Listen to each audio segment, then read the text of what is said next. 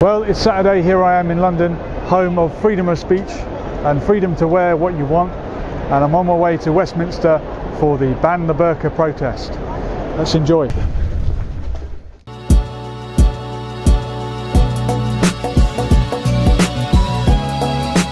Reached Westminster and now I'm looking for the protest.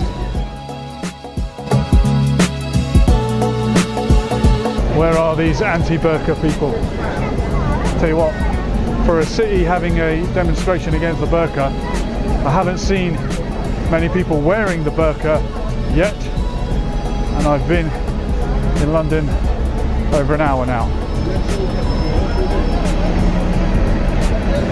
Maybe they're all on holiday, maybe they're all on the Hajj. Let's just finish.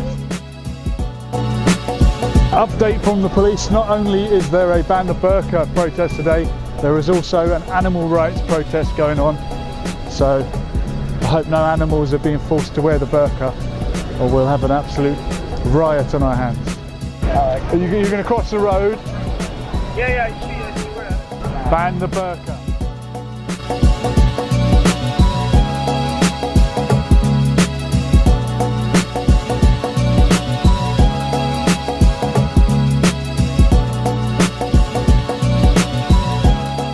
You don't give your face, so you don't have to give your name either if you don't want to. I'll give you my face if you want. You don't have to, but there he is. Right, we're here today, put a point, but I'll tell you something. Whoever put that on YouTube or whatever, we're here and you're not. Why? Why? And why are you here? You're against the burqa? I'm not against, you know, the face one. Okay. Is okay. Okay. But the full one is Taliban, ISIS. Okay. I've been there. I've seen it. Okay. You were in Afghanistan?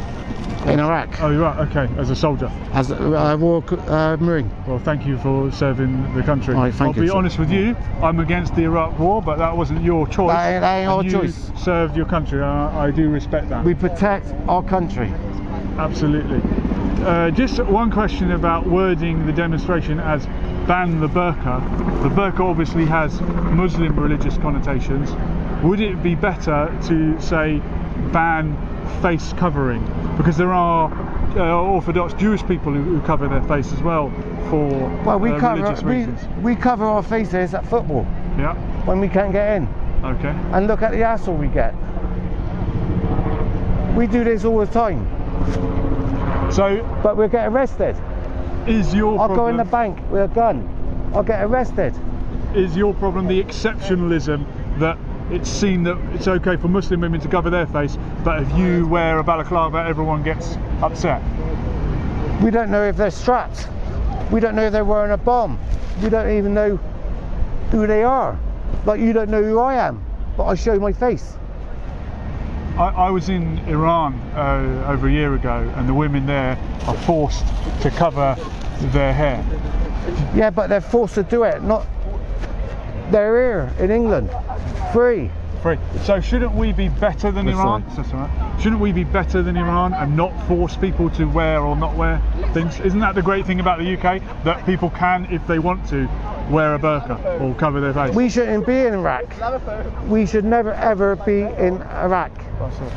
I think a lot of people will agree with a lot of things that you said, and thank you. The truth, mate. But and I'll be honest with you, just as much as people judge you for wearing a balaclava, people judge Muslim women who dress a certain way. I noticed you got tattoos, and people have stigma about people that have tattoos, but you've proved to be an eloquent, polite, friendly person. I get hassled every day for my tattoos. Yeah. Every day. How do you feel? Every day. Oh, you're a racist because I got that. Well, back in the 80s, that's how it was. We stood up. Can I ask what they mean? Have they got a certain meaning? Well, that's reggae, ska music. Okay. So I like my ska music. Yeah. I love my ska. Okay. There, back in the day, we was called the dogs. And now, because we got old tattoos, we're racist. But if they realise what we've done back in the 80s, whoa, that's how it is.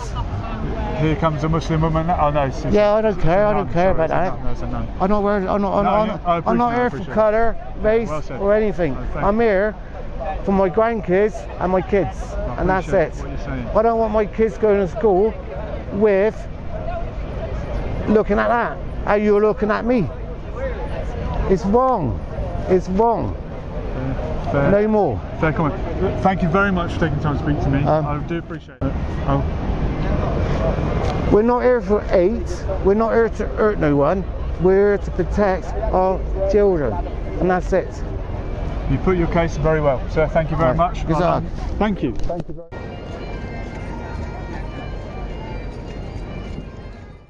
much. But from my perspective, you haven't seen the changes from how it used to be before the Islamic terrorism and the countries, how we felt safe in our countries, to now. So you cannot see the negative changes in the country. Yeah. And so you think what's happening now is, well, that's just life. That's like Sadiq Khan said, well, that's part and parcel of living in a big city. And we, because we've been around a lot longer, we can say no. How old are you? I am 46. Okay. So I can see the difference. Okay.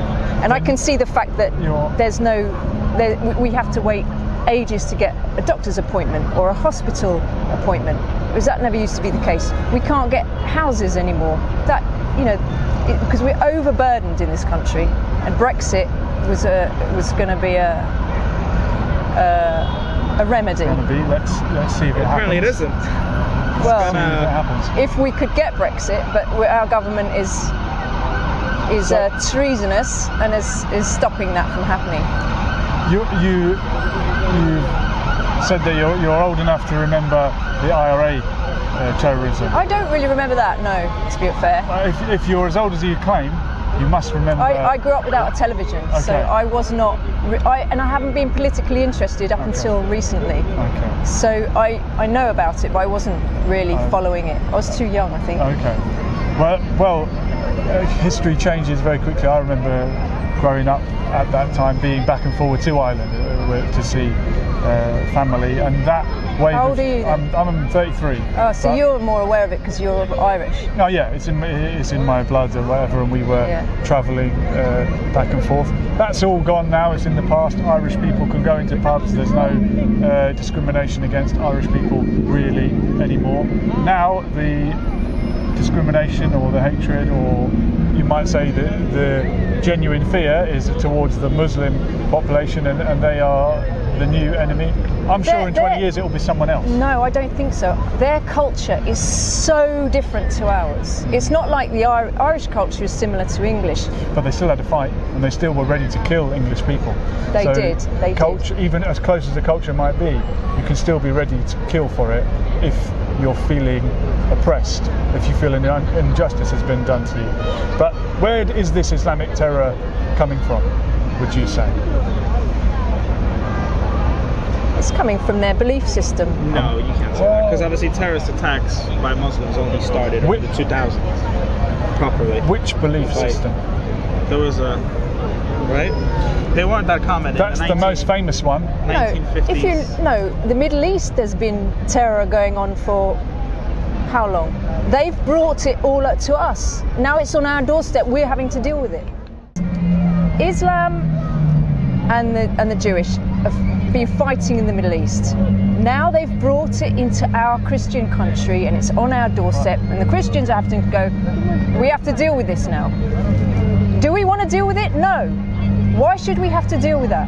Why should we have to know about halal meat and all of their Quran? And we don't have to teach our children about that stuff.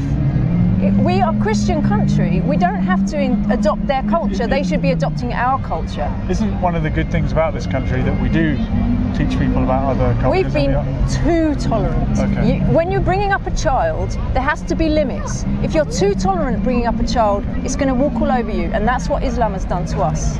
We've been too tolerant. But how has it impacted us? What is it we can't do, or we're scared in our own country now. We're frightened to speak. We're frightened to go into London in case we get blown up. I spoke to someone who's frightened when he gets on the tube. If there's someone with a big beard or a burqa on, he goes to a different carriage. So it's tiny little ways like that have changed our country. We've got big bollards, where there never used to be everywhere.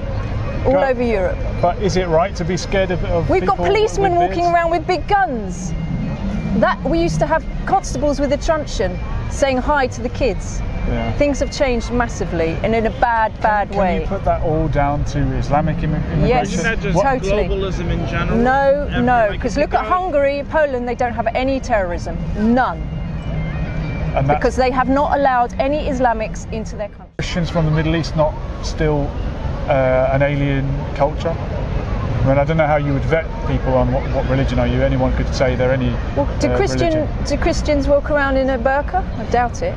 Well, believe it or not, Unless they're trying to protect themselves. Yeah, probably they're trying to protect themselves. The Muslims, as I understand it, adopted the covering of the hair from the Christians. Christians No, I think it came from the Jewish, actually. Well, Jews are even older than Christians, so there you go. It survived. It's something that's lasted the test. Jewish and the Muslims are very similar. When we saw a nun walk past earlier today, she had a yeah, but she doesn't have her face covered. No. That's the difference. The vast majority of Muslims do not cover their face. Some Jewish women do cover their face, but the word burqa has a very Muslim connotation. Face covering in general, it's some Orthodox Jews cover their face as well. What Boris Johnson said about the burqa, he would never dream of saying it against Orthodox Jewish women who cover in the same way. He'd be dismissed as an anti-Semite straight away. No, Jeremy Corbyn just has to stand next to a Jewish person who questions something political about Israel, and he's deemed an anti-Semite straight away. Take all of that out of the equation. If you've got your face covered, that's not really part of our culture, and I don't think it should be allowed. Whether it's a burqa, a balaclava, a crash helmet, everyone should be treated the same, right? Why should the British public, right, allowed the British people let the refugees come into our country to give them freedom, give them help, give them housing, give them clothes, and then they turn their back on us by wearing that, even in the schools? How do you think our kids feel when they go to school, when they see a little girl with rolled up? Yeah, it's quite scary to watch. Basically, they look like a Darth Vader walking along, an evil, black-coated, you know, it's scary. As I said earlier, I would never force anyone to show their face. You didn't want to be on camera at first, and I respected that, and I'm very glad that you have spoken to me on camera now. But this is different. It is different, but it's an interesting comparison of forcing someone to be on camera and forcing someone to uncover their face, if that's not what they're used to. Look, I don't like it. If you want to have your face covered, live in a country where that's acceptable. So you accept me walking around with a balaclava? As the price of being British and believing in freedom of speech, freedom of expression, I would accept it. I wouldn't like it, but we give them the freedom. I don't think it's good. We give them the freedom. And most Muslims don't do it. Yeah, most Muslims don't agree with it. Yeah, but those that do, can you see that we're being too tolerant, that we're losing our culture? I can understand why you feel. Well, why are we weak? Come on. I just feel that it's an attack, particularly on the Muslims, in the guise of showing your face, because Orthodox Jewish women do it, and we would never mention it. I've never seen one completely covered face. There you go. You've never seen one. So they're obviously not a problem. Whereas here, there's more and more and more of them. But they're attacking I've our never British seen one. children. How many women have you seen in a burqa today? Well, come a Whitechapel in central London. Well, I know, but we're in the centre of London now. How many have we? Yeah, it depends it depends where you go. These people live in the ignorance of society. And the thing is, they all live in pockets. They don't. And they do. They don't integrate. They live in pockets. Well, and those pockets end up to be third world, rundown, violence. If you live in social housing, you'll put where you're given a choice to live. Well, actually, there's soldiers who served in this country living on the street. That's a disgrace. That's a disgrace. We've got Muslim-only housing now in London. Where I can send you a link. I'd like to see and it's for Muslims only. Okay. They've done the same in Canada. Mm-hmm. Someone was just turned down because it was Muslims only. Now this is wrong. That's racist. In a wheelchair. That's religionist. We don't have that. No, we don't. So the Muslims, I'm sorry, wherever they go, they try to dominate and they try to change the country's culture to suit themselves, and that's just wrong. And they need to stay in their own country. Has it not happened here because we are better than that? I mean, in Saudi Arabia, women are forced to cover their hair. In Saudi Arabia, you can't openly preach Christianity. women Look were what they're recently doing to the allowed. Christians in those countries. Have a point and see what happens. Well, exactly, you wouldn't be allowed to. You go over there And and that's have a point and see what why happens. we're better than them. No, We're but better look, than Saudi Arabia. everywhere, the Are we not? Christians are No, getting are we not? persecuted everywhere.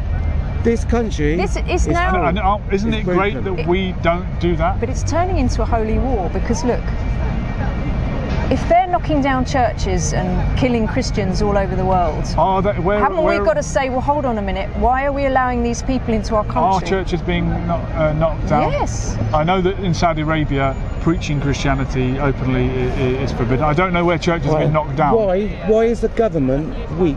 Why don't the government stand up to them? Why? That's what I like to know.